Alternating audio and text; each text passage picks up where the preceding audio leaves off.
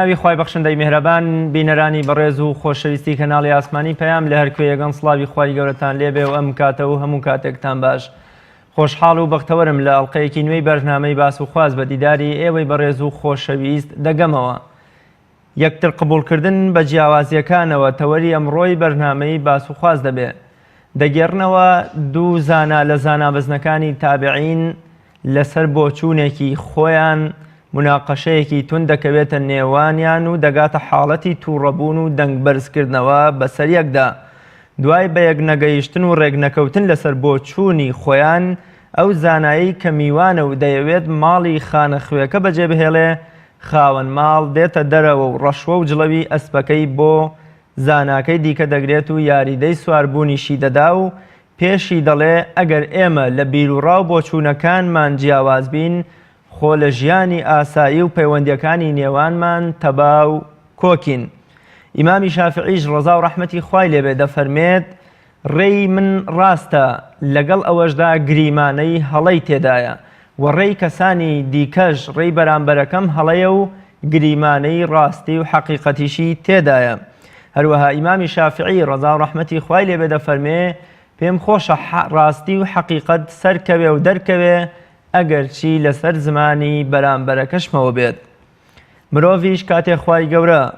بە چەندین جیاوازی ڕەنگ و زمان و کەلتور و پێگاتەی جەستەوە خوڵقاندوێتی، بێگومان جیاوازی ڕاوبۆچوون و دەربڕینیشی پێداوە، بەڵام نابێ لە پێناو بۆچوونی خۆیدا کێشە و ئاژاوە بخوڵقێنێ و کەسانی دیکە پەراوێز بخات، یام لەسەر بۆچوون و تێڕوانینەکانی خۆی بەگژ ئەوانی دیکەدا بچێتەوە و لە کۆمەڵگەدا تەفرەقە و پەڕاگەندەیی دروست بکە. سەرهەڵدانی دەیان گروپ و مەزهەب و بیرکردنەوەی جیاواز لە دوای نەمانی شورای ئیسلامی لە سەردەمی ئەمەویەکانەوە وەکو موعتەزیلە و مورجیئە و خەوارج و پێکەوە ژیانیشیان تەنانەت لە نێو سنووری دەوڵەتی ئیسلامیدا بۆ خۆی یەکێکە لەو هۆکارانەی مانەوەی ئەم ئومەتە ئیسلامیە. بۆ قسەکردن لەسەر ئەم پرسە گرنگە و یەکتر قبولکردن لە ژیانی ڕۆژانەماندا بە جیاوازیەکانەوە، جیاوازی مەزهەبی بێ یا جیاوازی زمان بێ یا جیاوازی تەنانەت حیزبایەتی و عەشیرەت و خزمایەتیش بێ، تەوەری ئەمڕۆی بەرنامەی باس و خواسم بۆ ئەو پرسە تەرخان کردەوە بە میوانداری زۆر بەڕێز مامۆستا قاسم خۆرانی، زانای ئاینی کە لە ستۆدیۆکانمان لە شاری هەولێرەوە میوانی ئەمڕۆی بەرنامەی باس و خواز دەبێت. مامۆستا گیان دێمە لای جەنابتان، سڵاوی خوای گەورەتان لێبێ و سپاس بۆ ئامادەبوونتان لە بەرنامەی باس و خواز. سلامی خوای پەروەردگار لە ئێوەش بیتن. بسم الله الرحمن الرحيم الحمد لله رب العالمين والصلاة والسلام على سيدنا محمد وعلى آله وصحبه وسلم. ربنا لك الحمد كما ينبغي لجلال وجهك وعظيم سلطانك. ربنا اغفر لنا ولإخواننا الذين سبقونا بالإيمان ولا تجعل في قلوبنا غلا للذين آمنوا ربنا إنك رؤوف رحيم. سرتا زور خوش حالم لەو بەرنامەیەدا کەوا لە خزمەت بینەرانی خۆشەویست دامە بە ئومێدی ئەوەی کەوا سوودێک هەم بەخۆم هەم بە بینەرانی خۆشەویست بگەێنم و هەروەها ببێتە توێشێک بۆ قیامەتمان و زۆر سپاسی بەڕێز شت دەکەم کەوا ئامادەکردنی ئەو بەرنامەیەکەوە. پێم خۆشە بپرسم لە قورئانی پیرۆز و فەرمودەکانی پێغەمبەری پێشەوادا صلی الله علیه وسلم چ پێگە و شوێنێک بۆ ئەم بابەتە دانراوە، جیاوازی یەکتر قبولکردن یا یەکتر قبولکردن بە جیاوازیەکانەوە، ئایا لە قورئان و سوننەدا باس کراوە و گرنگی پێدراوە؟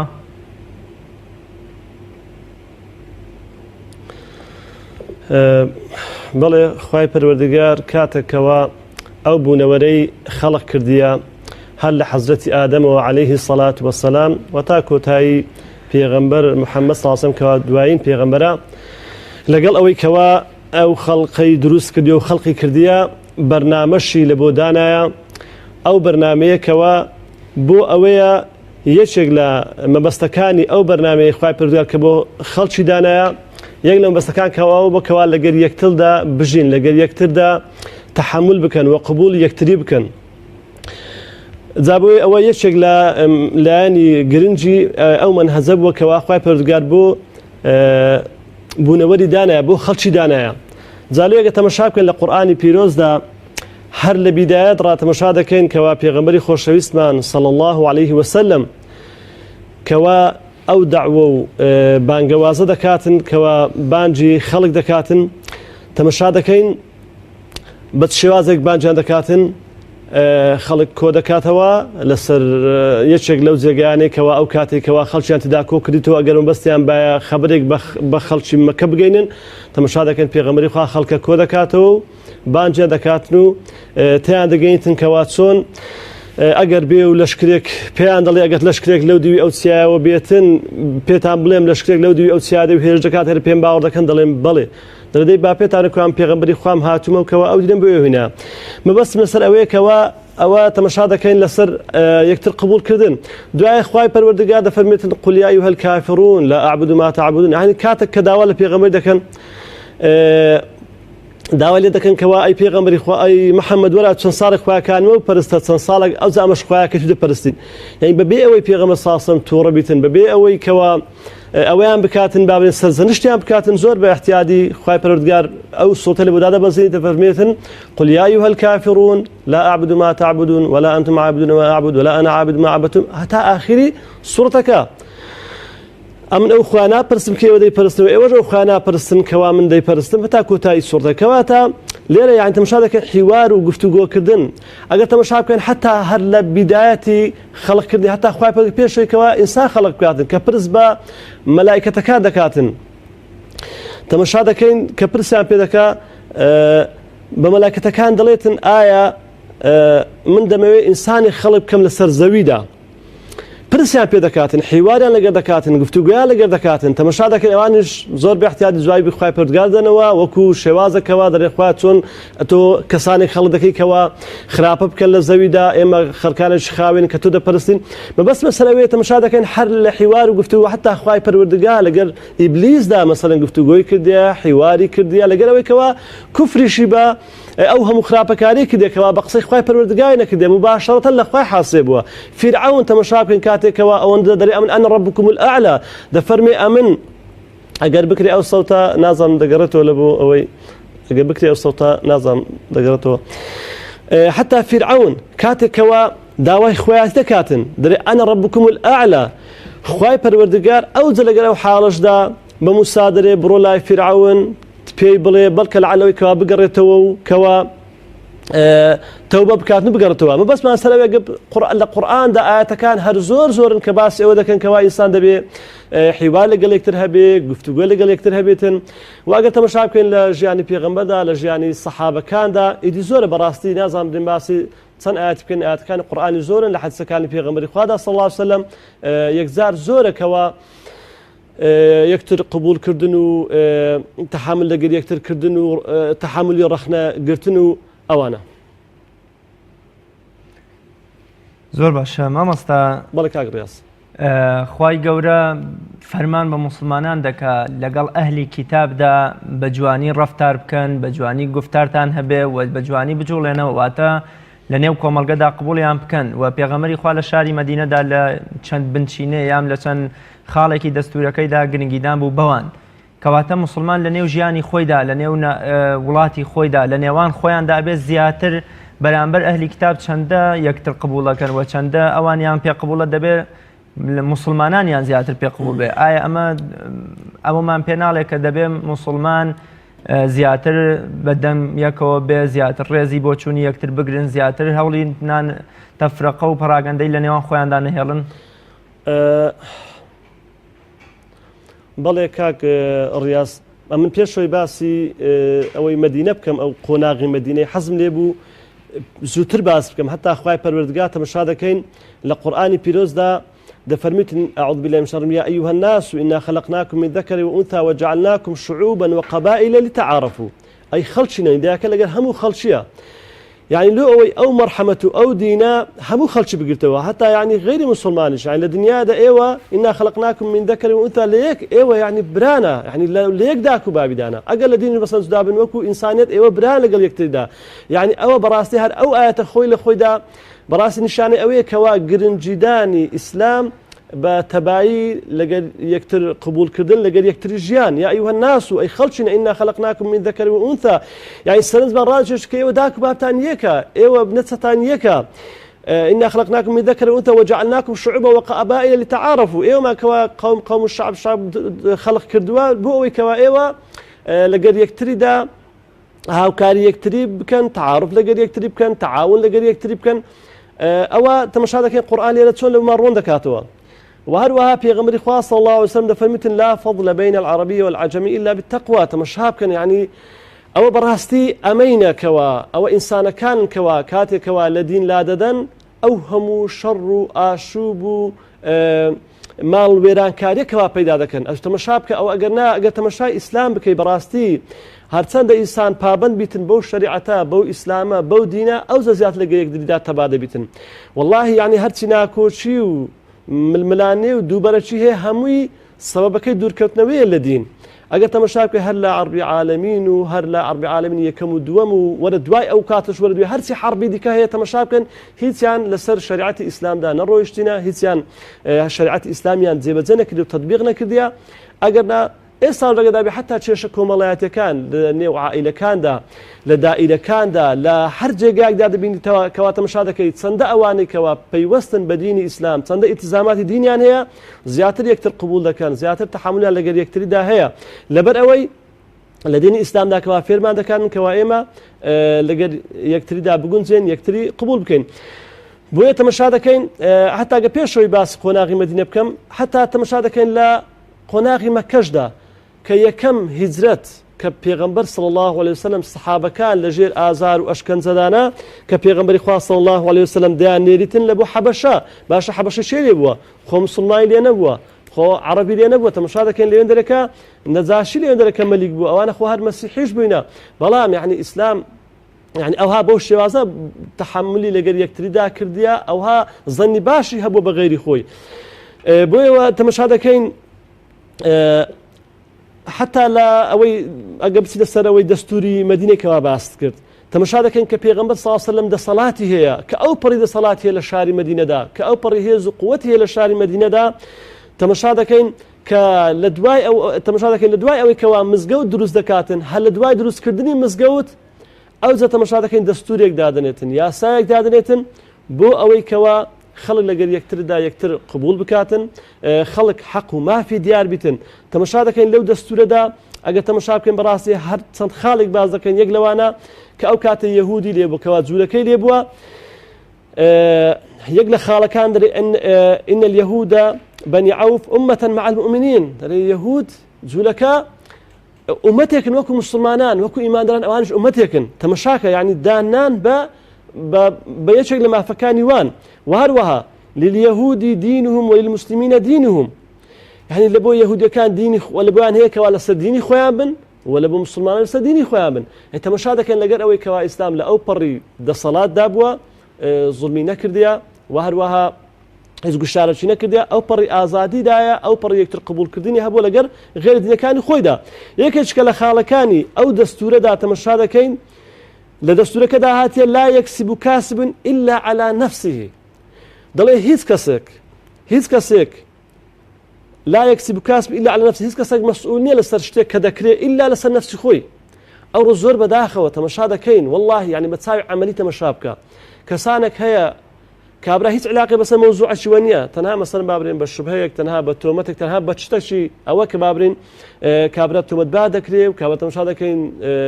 حق دخري ما في دخريتين بلام لو دستوري بيغمبر دا صلى الله عليه وسلم لو دستوري حكومتي او كاتب بيغمبر خدا صلى الله عليه وسلم مشاهده كاين ده فرمت هيز كسك اوي تحمل يشتي كسج كناك الا كوا اوي كبخوي كسب دكاتن كوادي كاتن وهلوها لا دستور كاين مدينه دا هاتيه بيغمبر خدا صلى الله عليه وسلم كذا انه لا يأتم مرؤ بحلفه حتى ادري او كسا بجناه كسيك ناس فتن كوا حلف لقر هي ها بيمان لقر هي مثلا تو هاي بيمان لكسيك او شتي دك تو علاقه بس او شتونيه اخر شت كباسي بكم كباسي بكم وان بينهم النصر على من ذهب يثرب وهروها لسر هردو لا لسر هموان اواني كلا مدينه دادا نشن كبيكوا بابرين أنصار ومهاجرين با يهودي كاني أو كات كليبنيا دفرميتن لو دستور دهاتيا كهر هميان لسريتيان كوا برجري لو شارب كان کاتێکەوە ئەگەر کەسانێک بیانوێتن کەوا زوڵمی لێ بکەن بۆیە بەڕاستی ئەگەر تەماشا بکەین ئەقەر هەر ژیانیش بڵێ زۆر باش مامۆستا سەیری دەوڵەتی مەدینە سەیری کۆمەڵگەی ئیسلامی لە سەردەمی پێغەمبەری خوا و چوار هاوڵە بەڕێزەکەی دەکەین سیرەکەی کۆمەڵگەیەکی یەکتر قبولکەر بوون جیاوازیان ئەگەر هەبوو بێ ئەوە ئازاد بوون لە دەربڕینی ئەوانەی بەرامبەریش قبوڵیان کردووە بوونی بنەمای پرس و ڕاوێژ و شورا تا چەند گرنگە بۆ یەکتر قبولکردن و هەبوونی جیاوازیەکان بە یەکتر قبولکردنەوە بڵێ وڵە ئەوەی لە خاڵە گرنگەکانە ئەگەر لە نیشانەی قبولکردنی یەکتری ئەوەیە کەوا ئینسان پرس و ڕاوێژی بە یەکتری بیتن پرس و ڕاوێژ بە یەکتری بکاتن ڕێی یەکتری وەربگرتن ڕێی بەرامبەرەکەی قبول بکاتن بۆیە تەماشا دەکەین پێغەمبەری خوا صلی الله علیه وسلم لە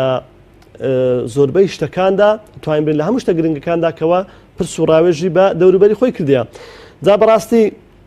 ئەگەر ئینسان یەکتر قبولکردن نەبیتن هەر ژیان نابیتن بەڕاستی هەر ژیان هەمووی دەبیتە ناکۆچی هەمووی دەبیتە ناخۆشی چونکە ئێمە ئینسانین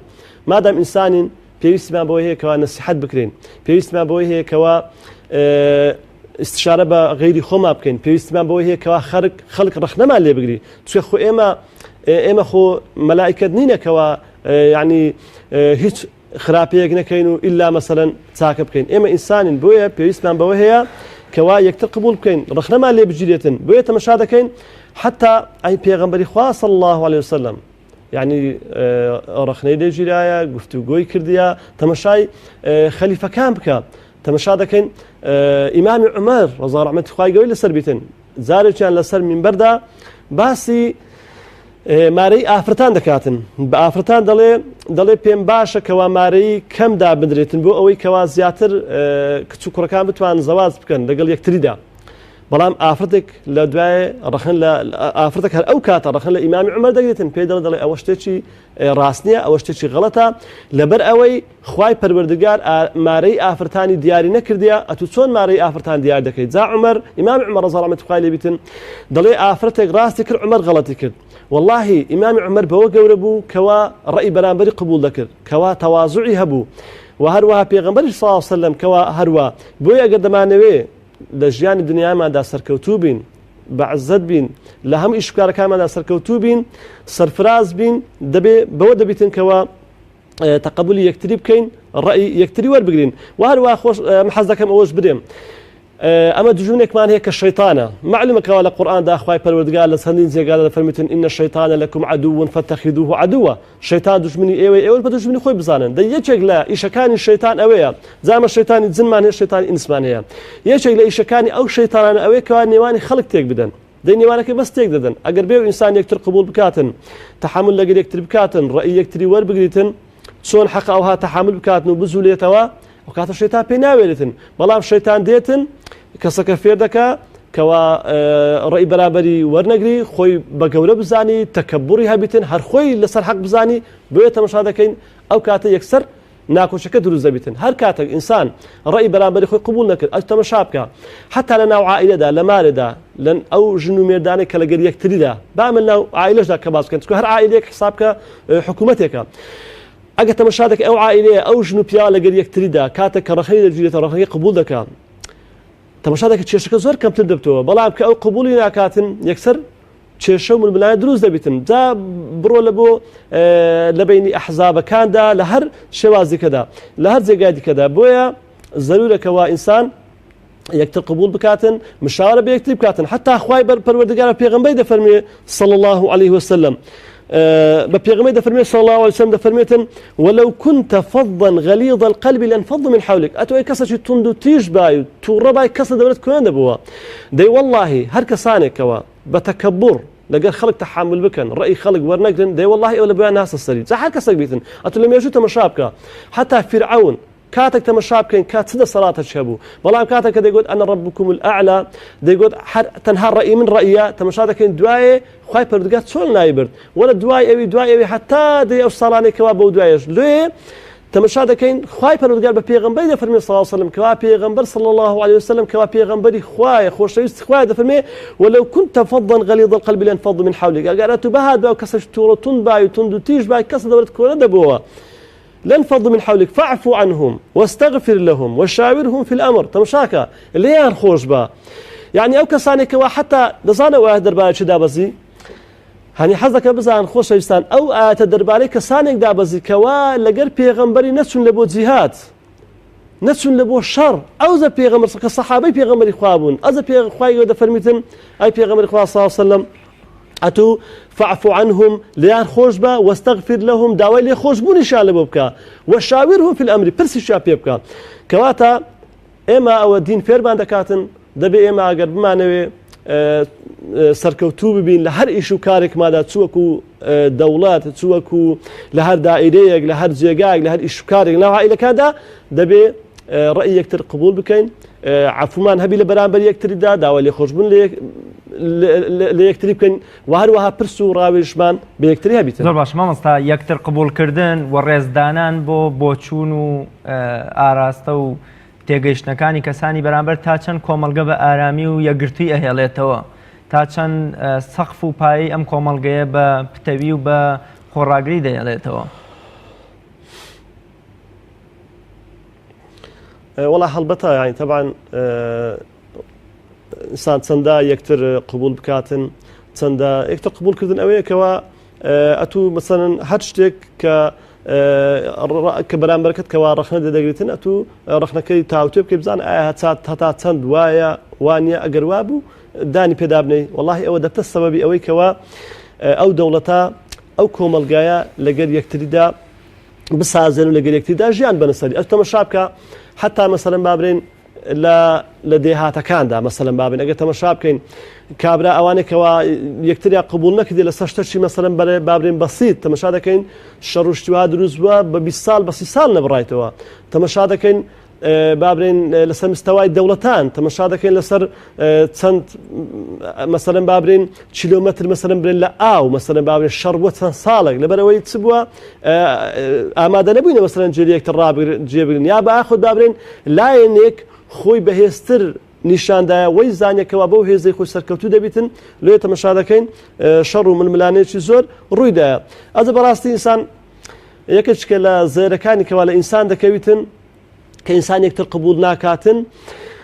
تووشی تەکەبوڕش دەبێتن تەکەبوڕ یەکێکە لەو نەخۆشیانەی کەوا پێغەمبەری خوا دەفەرمێتن صلی الله عليه وسلم دەفەرمێتن لا يدخل الجنة من كان في قلبه مثقال ذرة من الكبر دەفەرمێ ناستە بەهەشتێ کەسە کە ئەگەر یەک مسقالە دەڕە کبر لە دڵیدا هەبێ ناستە بەهەشتێ جا حەز دەکەمە کوڕوونکردنەوەی لەسەر حەدیثا لێرەم بەست پێغەمبەری ساسم ئەوە نەکەوا کەسەکە بێ ئیمانە هەر ناستە بەهەشتێ هەتا هەتایی بەڵام مەبەستە سەرەوەیەکەوە ئیمانێکی کاملی نییە هەر کەسە کەوا تەکەبوڕ هەبێ لێ تەکەبوڕ بەڕاستی لێرانە تەمەشا دەکەینێ گوناهێکی یەکجار گەورەیە جا لە پێغەمبەریان پرسی ئەی پێغەمبەری خوای صلی الله عليه وسلم ئەی پێغەمبەری خوای تەکەبوڕ چییە تەکەبوڕ چی ئەی پێغەمبەری خوا صلی الله عليه وسلم فەرمووی الكبر فەرمووی تەکەبوڕ ئەوەیە کەوا ئەتوو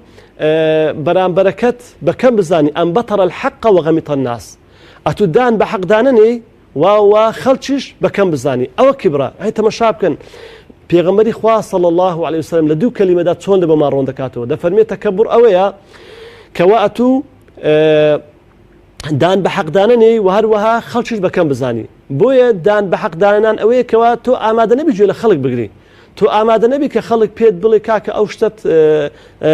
غەڵەتە یان ئەو شتت تەواو نییە وەرە با توی ئەو شتێ بکەین تۆ ئامادە نەبی گوێ لێ بگری یاخود شتێک سڕ بزانی حەقە بەڵام دانی پێدارەنەی بڵێ کاکە تۆ ئەو غەڵەت کرێ بێ نەخێرە بنەوەم نەکردیە ئەوە یەکەم زار ئەوە یەکەم لە کبر ئەوەیە کەوا تو دان بە حەقدانەی بۆیە ئینسان هەر کاتێک ئەتوو وەستای مەسەن لە جێگایەکی پێ دەڵێ کاکە ئەو شتە ئەولو ئەو هایە یەکسەر زۆر تەبیعیە بێ کاکە وڵاهی ئەم غەڵەتم کرد یان ئەمن نەمزانی بەڵام ئەگە هاتوو شێرێک لەو لای هینا و ڕیوەک لەو لای هینا و یعنی دان پێدانە هینا و یا کەسەکە تۆما باکرد زۆر بەداخەوە کابرا دەبینی بە خۆی خراپە بەڵام لۆ ئەوەی بەرامبەرەکەی بشتێنیتن لۆ ئەوەی بەرامبەرەکەی زەلیل بکاتن چەندی تۆمەت لێ بۆ دەبینەوە ئەوە هەر لەوەی خراپتر زۆر خراپتر جالوێ دەبێ ئینسان دان بە حەق دابنێت جا خەڵک قەت بەکەم نەزانی ینی کەسەکە ئیسلام فێرمان دەکاتن ئەگە تو مەسەڵەن بابرین هەرچێ سەڵاتەکەت هەبوو دائیمەن قەت خەڵکت بەکەم نێتە بەرچاوی وهروەها هەر کەسێک لە هەر ئەوەکدا قەت بەکەم نێتە بەرچاوی چونکە گەر هات و هەر کەست خەڵکت بەکەم هاتە بەرچاوی ئەو کاتە مباشەرەتەن ئەوە تۆ تووشی کبر بووی. لێ دەڵێن جارێک پاشایەک حەرزی ماڵی خۆی دەکاتن کەوا خەڵکی زۆر کۆ کردیتەوە، ماڵەکی یەکجار زۆری هەیە، یعنی لەو سەردەمی خۆی دەوڵەمەندترین پاشا بووە لەسەر زەویدا. جا لەو کاتەدا دەڵێ ئایا چێ هەیەکەوە لە من دەوڵەمەندتر بی لە من بەدەسەڵاتتر بیتن. کابرایەکیش پیرەمێردێک اختیارێک زۆر عاقڵ دەبیتن، دەڵێ وەڵا ئەمن لە تو دەوڵەمەندترم، دەرێ کو لە من دەوڵەمەندتری کاوەرە بزانم کا ماڵ و حاڵەکەت چەندە. ئەویش ئەوە چ پێیە باولە چ پێیە جانتایە چ پێ باولەک لە پێشدا دەرێ ئەو باولە بکەوە ئەوە بزانە دەبینی کەوا بزانە من دەوڵەمەندترم یان ئەتوو. کاتێک کە پاشایەکەش دەکات و تەماشا دەکاتن یەک پارچە کفنی تێدایە کفن ئەها و پەڕۆخی کاتێک کە دەمرین لە ناویدا لولمان دەدەن وەکو چکلێت و نەقلی ناو قەبرمان دەکەن. دەبژێتەکە ئەو پارچە پەڕۆخی تێدایە دەڵێ باشە کاوە تێدایە دەڵێ دەی ئەی پاشا ئەتوو بە تەمای خۆی هەتا ساعتەی دیکە دەی ئەتوو خۆ هەر بمری لەو پارچە پەڕۆکەی زیاتر لەگەڵ خۆت نابێت کەواتە من ئەو پارچە پەڕۆکەم هەیە تۆ ئەو پارچە پەڕۆکەت هەیە تۆ زیاترت نییە. جا بەڕاستی بەحەقە دەبێت بزانین ئێمە هەچەند خاوەندە سەڵات بین هەر خاوەنی یەک پارچە پەڕۆش لەگەڵ خۆمان دەبین، هەرچەند دەوڵەمەند بین یەک پارچە پەڕۆش لەگەڵ خۆمان دەبین. ئێمە خاوەنی ئەو دنیای خوای پەروەردگار بخۆی خاوەنی ئەو دنیایە. بۆیە زۆر زەرورەکەوە وەکو جەنابەت فەرمووت کە کیبر و خۆ بە گەورەزانین دروزەکە ئەگەر یەکتر قبول نەکەین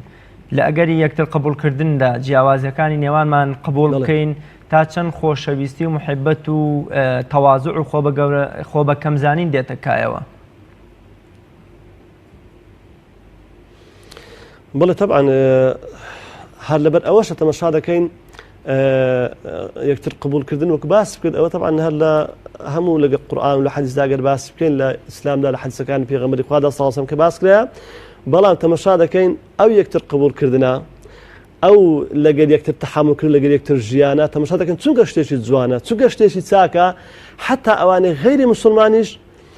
ئەوەیان کردە بەرنامەی خۆیان، بەڵام ئایا تا چەند تەطبیقی دەکەن. لە بۆ نمونە دەڵێن دیموکراتیەت ئێوە بخۆی وشەی دیموکراتیەت بەمانای ئەوەی دێتن کەوا تۆ مەسەڵەن هەر کەسێک لە خۆی مەسەڵەن ئازادە، هەر کەسێک مەسەڵەن مافی خۆی هەیە، کەس حەقی دەربڕینی خۆی هەیە، هەر کەس تەماشا دەکەین، بەڵام زۆر بەداخەوە تەماشا دەکەین مەسەڵەن کابرا ئەو شیعارەی هەر دەگری بەڵام دوایە مەسەڵەن جێبەجێ ناکاتن. بۆیە هەر کەسێک ئەوەی جێبەجێ بکاتن سبحان الله ناو خەڵکدا طبعا گەورە دەبیتن، ناو خەڵکدا بەڕاستی ڕێز و قەدری زۆر دەبیتن. چونکە پێغەمبەری خوا دەفەرمێ صلی الله عليه وسلم من تواضع لله إلا رفعه الله. دەفەرمێ هەر کەسێک خۆی بەکەم بزانیتن ئیلا خوای پەروەردگار بەرز دەکاتەوە. چونکە کاتێک کە تۆ دەسەڵاتت هەیە بەڵام ڕەئی ئەوانی بەرامبەری خۆت قبول دەکەی، بەڵام خۆت بە تەکەببوڕ نایەتە بەرچاوی مباشرەتەن گەورە دەبێت لە خەڵکی. يعني سبحان الله يعني تۆ بینە بەرچاوی خۆت ئەگەر مەسەڵەن پیاوێک لەگەر کۆمەڵێک منداڵدا بابرێن کە لەوی کەم ئەوەتر بابرێن کەم تەمەنترن کە تەماشا دەکەین ڕەئیان وەردەگری، کە تەماشا دەکەین مامۆستای لە قوتابخانەدا ڕەئی قوتابیەکان وەردەگریتن جویان لێ دەگریتن، تەماشا دەکەین لەکن ئەو مامۆستایانە لەکن ئەو تەلەبانە زۆر بەڕێز دەبی، زۆر بەقەدر دەبی. ئەو اختیارانە مەسەڵەن بابین ئەو کەسانی کە گوتمان لەگەر منداڵاندا مەسەڵەن بابرێن جویان لە ڕادەگرن تەحەمولیان لەگەر دەکەن تەماشا دەکەی زۆر بەڕێز دەبن. جا لێ مەسەلەیەک چێ دەڵێ تەیر چەندە بەرز بیتەوە لە بەرچاوی خەڵک گچکە دەبتەوە. لێ ئینسان چەندە بەرز بەفری ئەوەندا لە بەرچاوی خەڵکدا گچکە دەبتەوە. هەروەکو مەسەلە چێ دەڵێت تەکەسەرە تەکەبوڕی لێ تێکشکە. جا لێ بە پێچەوانەوە ئینسان کاتێکەوە متەواضع دەبیتن، کاتێک کە ئینسان یەکتری قبول دەکاتن بەڕاستی مباشرەتەن خەڵک خۆشی دەوێت، خەڵک حەزی لێ معاملەی لەگەڵ بکاتن. بۆچی ئێمە لەم سەردەمەدا ناتوانین یەکتر قبول بکەین؟ کاتێک کەسێک کە بۆ چوونێکی مەزەبەکەی خۆی دەرەبڕێ یان بۆ چوونی حیزبەکەی خۆی دەرەبڕێ یان بۆ قسەیە پێچەوانەی قسە و تێگەیشتنی ئێمە دەرەبڕێ وەکو لە ڕێگی لاملمان بەرز دەبێتەوە، پێمان ناخۆشە ئەگە بۆمان بگرێ دەزەخەینە یەخەی و تا ڕادەی تونند و تیژی لەگەڵیا ئەڕۆین. بۆچی هۆکار وایە لەم سەردەما موسڵمانان تەنانەت لەسەر یەکتر قبول نەکردن لە زۆربەی وڵاتەکان لە نێوان ئەحزابە شەڕ و کوشتار و ئاژاوی گەورە لە نێوانیانە سەر هەڵەدا؟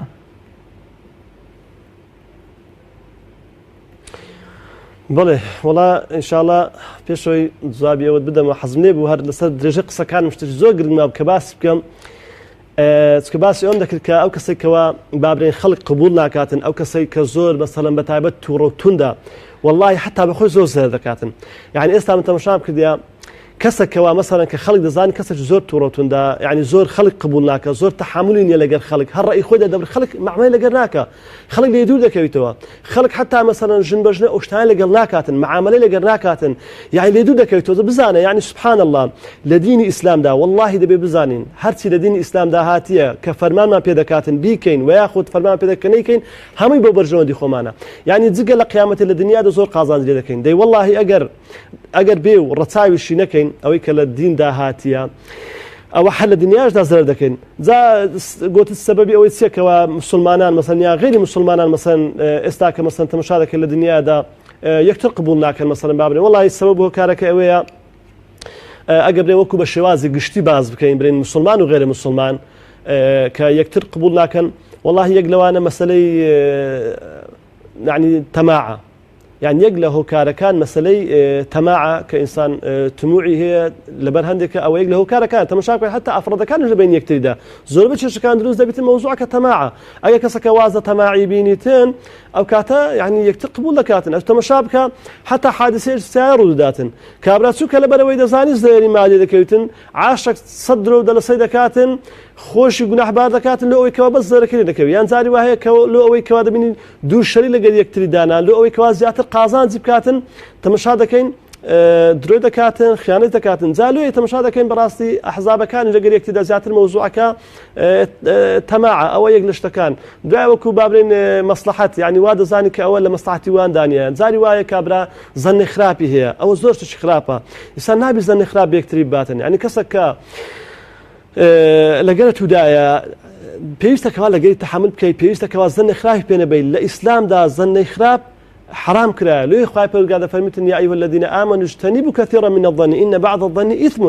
فەرمێ خەڵکی لە زۆربەی زەنەکان بدور بکەون چکە زۆر زەنە هەیە تاوانە کە تۆ زەنی خراپ بە کەسەکە دەبەی پێت وایە کە ئەو کەسە کەسێکی خراپە یا ئەو کەسە مەبەستی ئەتۆ بشتێنی یان مەبەستی کە زەر لە تۆ بدا باشە تۆ بەڵگەت چییە دو ناسی ڕوونی بکەوە جالێ زۆر جاری وا هەیە يعني بزوري لا ظن خرافة والله زور زاري وكابرال بتساكش تيجي قوتيه دواء كسكا قوتنا ومصلحتي من ناوي أو برجوندي من ناوي أو مبستي زربنا من بداتنا أو مبستي كوامن زرير بكاتن زالو هيك كله كاركان أوي كوا قلت من مسألة تماع مسألة دصلات إذا مسألة ظن خراب بيكتري بردن لو الإسلام ده ظن خراب حرام كلا حتى پیغمبر خدا دفرمي صلى الله عليه وسلم حسن الظن حسن العبادة دفرميت الظن باش بيكتري بردن أو عبادته شي باشا يعني حتى الظن باش بيكتري بردن أول الروي الإسلام ده كوا عبادته شي باشا وروها ابن لا هو كاري ديكش هيك مثلا لوانيا دەستی خەڵکی دیکەی تێدا هەبیتن لەوانەیە مەسەن ئەتوو جاری وایە کەسەکە بەخۆی باشە مەسەن برایکی خراپە برایەکە لەگەری دیا لێ ناگەڕێ مەسەن ئەو کەسە کە دەسەڵاتی هەیە مەسەن بابرێن کە ئەوەیە ئیشی باش بکات یان بە قسەی خەڵکی بکاتن کادەمی دەسەڵەتدارە دەوروبەرەکانی خۆی یعنی شتەکانی بە غەڵەت تێدەگەین بە پێچەوانە تێدەگەینن یعنی پێی نارێن مەسەن شتێکی خراپی هێنان ئەو شتت خراپە ئەمە لە دینی ئیسلامدا ئیسلام فێرمان دەکاتن دەفەرمێتن پێغەمبەری خوا دەفەرمێت صلی الله عليه وسلم المؤمن مرآة المؤمن دەفەرمێ ئیماندار ئاوێنەی ئیمانداریە نتيجة دي حيبة كانت بيدري بزور باحتياطي زور بابرين بنهيني زالي دري أو كسا مثلا بابرين كذا دقرييني تن خو كدوالي خو هي همو جروب ومذهب وحزب وتات أجات التاكيك خوي بحق وراس أزانه وكو فيلسوفك دله حقيقة وراستي بارش عبنيك بوكوت خوار وشكا وهر كسو خوي تدا بينيا وتي حقيقة لاي منه دوای نەمانی خلافەتی ئیسلامیش لە عوسمانیەکان لە 1924 کە ئیسلام پارچە پارچە بوو هەریەکەی بوو بە مەزهب و حیزب و ئایدۆلۆژیایەک هەر کەسەی وایزانی حقیقەت یام ئیسلامە ڕەها و سەرەکیەکە لای خۆیەتی ئەمە یەکێکی دیکە نیە لە هۆکارانی کە هەر کەسە پێی وابێ ئیسلامی حقیقی لای خۆیەتی و ئەبێ ئەوانی تر ملکەچ و گوێڕایەڵ و کۆی لێ ئەم بن بەڵێ ئەوە ژێکە شتکێ لە هۆکارەکان فعلا زاری وهەیە کەسەکە خۆی پێ لەسەر حەقە خۆی پێ لەسەر حەقە زاری وهەیە مەسەن بابرێن حتا مەسەن حزبی ئیسلامیش بابرێن ئەو خۆی پێ لەسەر حەقە بەڵام ئایا ئەو حەقا ئەمە هەر کەسێک ڕاست بوو خۆی پێ لەسەر حەق بوو ئەو حەقە نەخێر ئەدی خوای پەروەردگار ئەو دینی لە بۆ چ بۆ ئێمەدانێ ئەو شەریعەتە لە بۆ چ بۆ ئێمەدانێ هەتا ئەمە لە مەعهەدی دەماخین مامۆستایەک قسەشی جێڕاوە ئێستا کەشە من زۆر ئیستیفادەم لەو قسەی ئەو مامۆستایە کردیە يعني لقسكيدا قوتي اگر عقلي خلشي بكري اگر بكري عقلي خلشي هەمووی فڕێ بدێ دۆڵێک هەر کەسە و دەچێ عەقڵی خۆی دێنیتەوە چونکە خۆی پێڕاستە عەقڵی خۆی پێڕاستە جا کەواتە یعنی فعلا دەبینی خەڵکیش دەبینی زۆربەی هەر خۆی پێڕاستە بەڵام خوای پەروەردگار ئەو دینەی بۆ ئێمە دانا هەتاوەکو کە ئێمە هەر کەسێک خۆمان پێڕاست نەبی بین بەو دینە تەرازوو بکەینە تەرازوو بە خۆمان ئەگەر غەڵەت بووین پێی بینەوە سەر ڕێگا تەمان زۆر جاری وا هەیە کابرا خۆی پێڕاستە کاتێککە خۆی پێڕاستە ئیدی بەرابەرەکەی بە ناحەق دەبینێتن لێ تەماشا دەکەین حتا مەسەلەن با بڵێن فیرعون کە خوای پەروەردگار باسی فیرعونمان لە بۆ دەکاتن باشە خۆ ئەو چیرۆکانی خوای لە قورئاندا باسی کردیە لێ ئێمە دەرس لێوە بگرین حتا فیرعون کە دەیگوت ئەمە خواین گۆما کە خەڵکی کرد بۆ کۆیلا کە یعنی چی لەو ئەو جوولەکانی کە ئەو کاتێک کەوا لەبەر دەستیدا بوون کەوا ئەوەکانی دەکوشت و ئەوانە کە کوڕبوون و کچەکانیشی دەکردە زاریە و ئەوانە خزمەتی پێدەکردن ئەو فیرعونە بە فیرعوناتی خۆی دەڵێ وقال فرعون ذروني أقتل موسى لێم گەڕێ با موسا بکوژم وليدعو ربه ئەویش بانجی خۆیاکەی خۆی بکاتن إني أخاف أن يبدل دينكم أو أن يظهر في الأرض الفساد نەوەکە ئەم لێ موسای دەکوژم نەوەکە ترسیەوەم هێکەوە دینەکەتان بگۆڕیتن و هەروەها فەسادی بڵاو بکاتەوە یعنی موسا پێغەمبەری خوای عەلەیهی الصەلاة والسلام ئەویش بە فرعوناتی خۆی دێتن ئەوی پێ لەسەر غەڵەتە جا فعلا وایە زۆر جاری وایە لێ پێویستە بەڕاستی ئینسان بە وجدانەوە لە خوای بترسێ خەمی قەبر و قیامەتی خۆی بیتن واللهی کاتە کە شۆڕ دەکەێتەوە ناو قەبر نە حیزبەکەی بەکەلچی دێتن نە ماڵ و منداڵی بەکەلچی دێتن تەنها ئەوەی کردیتی ئەوە بەکەلچی دێتن بۆیە پێویستە هەموو لایەکمان بە خۆمان دابچینەوە بە عەقڵی خۆمان نەکەین هەر لەو گۆڕی خۆمان پێڕاست نەبیتن بین بزاین ئایا فعلا ئەگەر ڕاستین با بە شەرع خۆمان ئەوە میزان بکەین ئەگەر ڕاست بووین ئەوە برێ کاکە ئەوە ڕاستیەکەمانە ورن با دابنیشین ورن فەرم ئەوە ڕاستەکەمانەوە ئەگەر غەڵەتیشم ئەوە دانی پێدا بنێ و بریکاکە ڕاستم بکەنەوە جا فعلا ئەوە شانێکە چکێ لە هۆکارەکان کە ئینسان هەر خۆی پێ لەسەر حەقە جاری وایە ناحەقیشە بەڵام هەر خۆی پێ لەسەر حەقە زۆر باش مامۆستا لە هەرێمی کوردستاندا لە ئێستاە بەشێکی زۆر لە مسلمانان کە لایەنگر و شوێن کەوتووی حیزبێک یان گروپێکن بۆ منە لە کوردستانە کۆمەڵێ گروپ و مەزهب و حیزبی سەر بە ئاینی پیرۆزی ئیسلام هەن بمانەوێ نەمانێ بەدەر لە حیزبەکان تێگەیشتنەکانی دیکە لە کوردستانە بەڵام بەداخەوە دەبینین لە فەیسبوک و لە شوێنەکاندا بە شێوەیەکی زۆر بێڕەحمانە کەوتونەتە وێزەی یەکتر قبول ناکەن یەکتر ئازارەدەن تۆمەت و قسەی ناڕەوا بۆ یەکتر هەڵەبەسن ئەم دیاردەیە پەیوەندی بە چیەوە هەیە لە کاتێکە هەمومان بانگە شێوەیەکەین کە یەک خوا و یەک قورئان و یەک قیبلە و یەک پێغەمبەرمان هەیە و یەک ئامانجیشمان هەیە وڵای کاگڕ ریاض ئەوەش طبعا ئەوەش یەک لە گوناهەکانە کە شەیتان کەوا فێر لێ کردینە کەوا طبعا لەسەر فەیسبوک و ئینتەرنێت و ئەوانە کەوا ئینسان قسە لەسەر یەکتری بکاتن یەکتر بشتێنیتەوە جا بەڕاستی زۆر بەداخەوە ئەمن کە بەخۆم ئەو دیمەنە دەبینم زۆرم پێ ناخۆشە جگە لە پێ ناخۆشی منیش خۆی لە خۆیدا ئەوە بەڕاستی شتێکی گوناهە تاوانە چونکە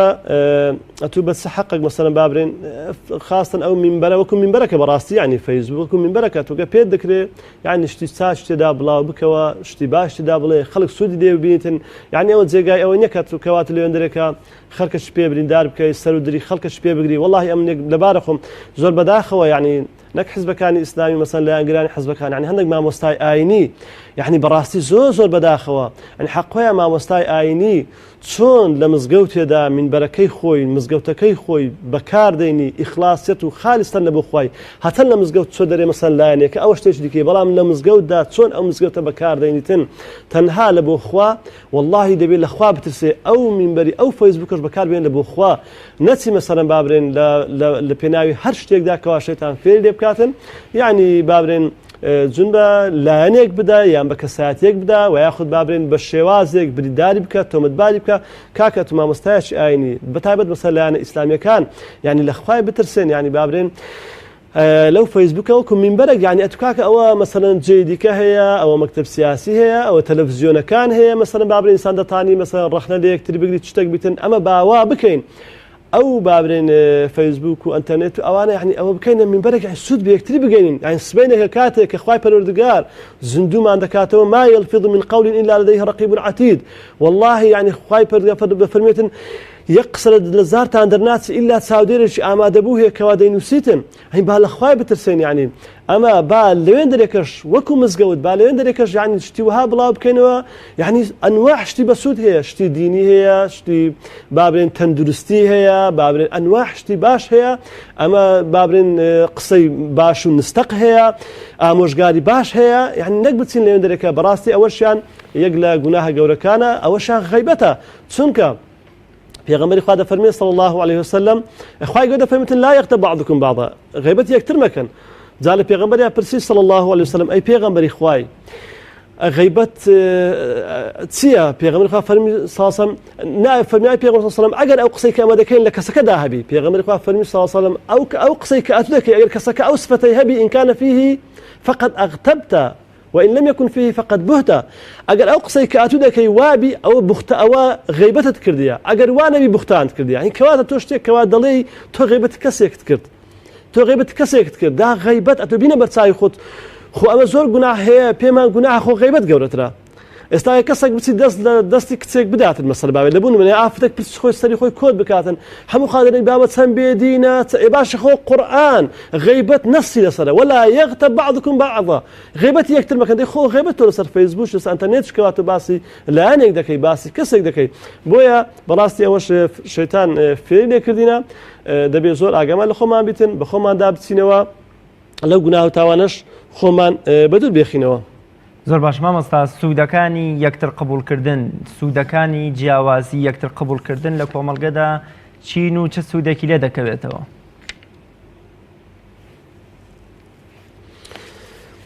وڵا طبعا یەکتر قبولکردن یەکەم جار یەکتر قبولکردن ئەوە دانانە بە حەق ئەوە یەک و هەروەها ئەوە ڕەزامەندی خوای بە دوا دادێتن چکەوە ئیسلام ئەمن با پێدەکاتن کەوا ئێمە یەکتر قبول بکەین لەگەر یەکتردا تەبابین یعنی ئەوە یەک لە نیشانەکانی ئیسلامەتیە ئەتۆ کاتێک کەوا لەناو قەبرت دەنێن ئەو تەرقینێک لەسەر قەبران دەکرێتن من ربك وما دينك وانا كدري اسلام ديني من بو اي كوا دينك اتو كاتو خلق قبول ذكر كاتو جل خلق رادقر كواتا اگر او يقلا اگر يكتر قبول بكن يقدر سودكاني بيش او باس سودكاني دنيا بكم ماكو سودكاني قيامت مان او كسي كوا جل خلق رادقر يكتر قبول ذكاتن او براستي علامته نشانه كوا كسش مسلمانه وباسلامتي جيايا او ذا خلق خوش دەوێتن خەڵک ڕێز لێ دەگریتن خەڵک حیمایەتی دەکاتن خەڵک حەز ناکاتن ئەو کەسە شتێکی لێ بێتن چکەلۆ ئەتو حەز دەکەی بەتایبەت ئەو کەسانێکەوە دەسەڵاتدارن مەسا ئەو کەسانێکەوە مەسەڵەن بابرێکەوە پێگەیەکیان هەیە ئەو کەسانە چووکە لۆ تەماشا دەکەن لە دینی ئیسلامدا دەرێ کەسێک مەلیکێک پاشایەک ئەگەر 1 سەعات عەدالەت بکاتن لە 6 ساڵ عیبادەتی زیاترە 1 سەعات عەدالەتی کەسێکەوە دەسەڵاتی هەیە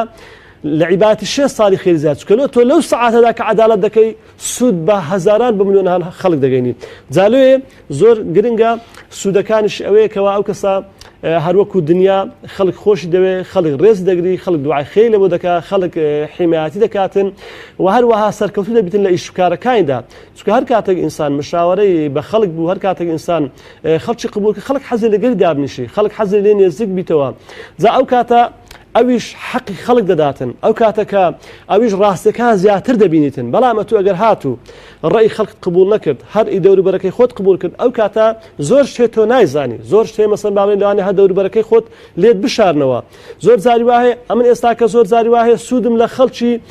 دوو کۆڵان لەو لای خۆم دیتە کە پێیان گوتیمە مەسەڵەن کوڕەکەت ئەو هەیە یان مامۆستا فلانشت ئەو هەیە دەی باشە گەرە من بەس ڕێی ماڵی خۆم قبول کرد ئەو کاتە من زۆر حەقەت هەیە هەر نایزانم بۆی ئەو کەسانێکەوە بەتایبەت دەسەڵاتدارن پێویستە گوێ لە خەڵک ڕابگرن پێویستە قسە لە خەڵک وەربگرن بۆ ئەوەی کەوا شتەکان وەکو خۆی ببینن بۆ ئەوەی کامل یعنی معلوماتان هەیە لەسەر شتەکان جا ئەوەش یەکە شکێ لە سوودەکان کەوا ئینسان جاری وا هەیە هەر ئینسان هەتا فێل لێ دەکرێتن جاری وا هەیە فێڵی لێ دەکرێتن ناشزانی بەڵام ئەگە هاتوو مەسەڵەن تۆ گوێت لە خەڵک ڕاگرت ڕێی خەڵک قبول کرد تۆ ئەو فێڵەش تێ ناکرێتن تۆ ئەو کاتە بە قازانج و سود لە بۆت تاوا دەبێتن و هەروەها نیشانەی سەرکەوتنە ئێستا کاتێکەوە لەگەر یەکتردا دادنشی جێل یەکتر ڕادەگری ڕێی یەکتر قبول دەکاتن ئەو کاتە یەکریزی دروست دەبی ئەو کاتە تەبایی دروست دەبێتن کاتە کە تەباییش دروست بوو مەحەبەتیش دروست بوو خۆشەویستیش دروست دەبی کاتە کە خۆشەویستیش دروست بوو ئەو کاتە یەک هێزی دروست دەبیتن ئەو کاتە یعنی سەرکەوتوو دەبی حتا بەسەر دوژمناندا زاڵ دەبی بەڵام ئەگەر هاتوو ئەو بە قسەی فلان کەس کردو ئەو بە قسەی فلان کەس کردو ئەو بە قسەی فلان کەس کرد تۆش کۆمەڵێک مەسەلەن باورێن دوژمنت هەیە هەر کەسێک مەسەلەن باورێن کۆمەڵێک ناحەزی هەیە ئەو کاتە هەر لە دنیاشدا زەرەر دەکەن بۆیە ئەوە ژێکەچکە لە سوودەکانەکەەوە ئینسان لە دنیاشدا سەرکەوتن بەدەست دێنیتن لە ئیش و کارەکانی خۆیدا لە هەر شتێکی خۆیدا کەوا هەر موهنەیەکەوە هەیە جا هەر شتێکە ئەوە ژێک لە سوودەکانی کەوا سەرکەوتوو دەبیتن. زۆر باش مامۆستا تا چەند یەکتر قبولکردن و ڕێزدانان بۆ ڕاو بۆ چوونی بەرامبەر لە تەفرەقە و پەڕاگەندەیی و خۆخۆری و بێگانە پەرستی و کێشە و ئاژاوی کۆمەڵگە ڕزگارمانەکە.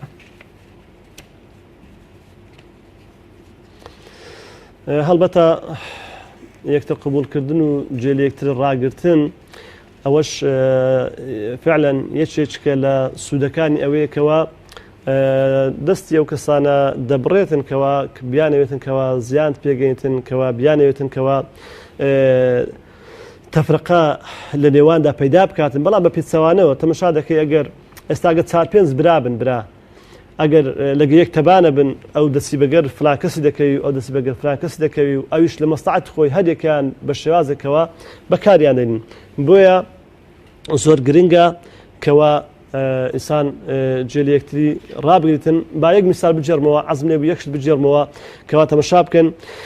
لە زمانی ئیمامی عومەر ڕەزا ڕەحمەتی خوای لێ بیتن عومەری کوڕی خەتاب لۆ ئیمامی عومەر ئەوەندە گەورە بوو لۆ ئەوەندە بەڕێز بوو لۆ ئێستاش دەگەدابی بە هەزاران خەڵک ناوی عومەرە لەبەر ئەوەی ئیمامی عومەر یەکێک لە سفەتەکانی ئەوە بکەوە گوێ لە خەڵک ڕادەگرت ڕێی خەڵکی وەردەگرت لە سەردەمی ویدا لە شاری مسردا کوڕی عەمری کوڕی عاس کە پاشای شاری مسر بوو ئەو کوڕە پێشبڕچێ دەکەن بە وڵاغ لەگەر ئەو کوڕی عەمری کوڕی عاس لەگەر یەکێک لە قبتەکان کە ئەو کاتی مەسەلەن بابرێن کە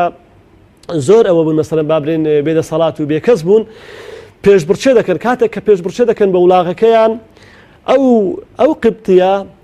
لەو کوڕی عەمری کوڕی عاس دەباتەوە کە لێی دەباتەوە ئەویش بە قامچیان لێی دەداتن لۆ ئەوەی کەوا لەبەر چاوی خەڵک نەشچێتەوە کە نەرێن لە کوڕی عەمری کوڕی عاسی بردەوە کاتێک کە لێی دات بە قامچەکان ئەو کوڕش هەر دەستیتن دەستەکن ئیمامی عومەر شکایەت لێ دەکاتن دەرێ ئەی عومەر ئەوە لە سەردەمی تو کاتۆ ئێستاکە کەوا خەلیفەی لە ئەمە پێشبڕچێمان کردیە لەو پێشبڕچێدا ئەمن لە کوڕی عەمری کوڕی عاسم بردەوە کە پاشای میسرە کە والی میسرە بە قامچیان لێ دایمە ئەویش یەکسەر نامێک دەنووسی فەوری بزانە ئەوە قبولکردنە ئەوە وەرگرتنی ڕێی خەڵکە نەک ئەتۆ بسی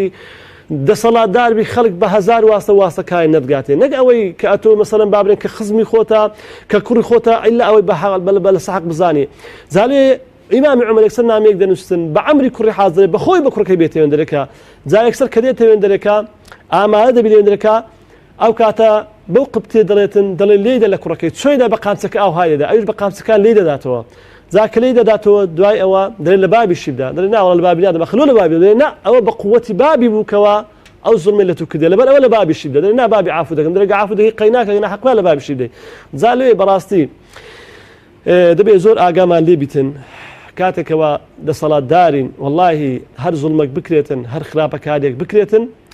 ئەوە لێی بەرپرسیارن زۆر باش پێویستەکەەوە زۆر جێ لە خەڵک ڕابگرن پێویستەکەەوە زۆر مامۆستایان کاتی بەرنامەکەم تەواو بوو زۆر سپاس دەکەم زۆر سپاس بۆ بەڕێز مامۆستا قاسم خۆرانی زانای ئاینی کە لە ستۆدیۆکانمان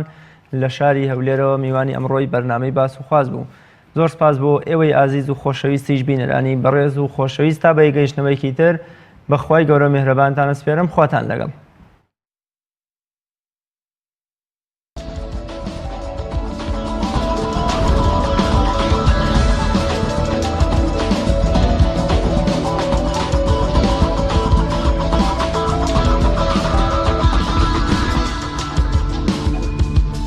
لما القيم